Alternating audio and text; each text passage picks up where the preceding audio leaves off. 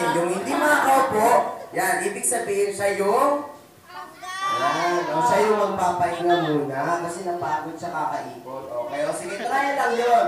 Yan, gawin natin. Ito yung tunay na. Alam niyo na kung paano.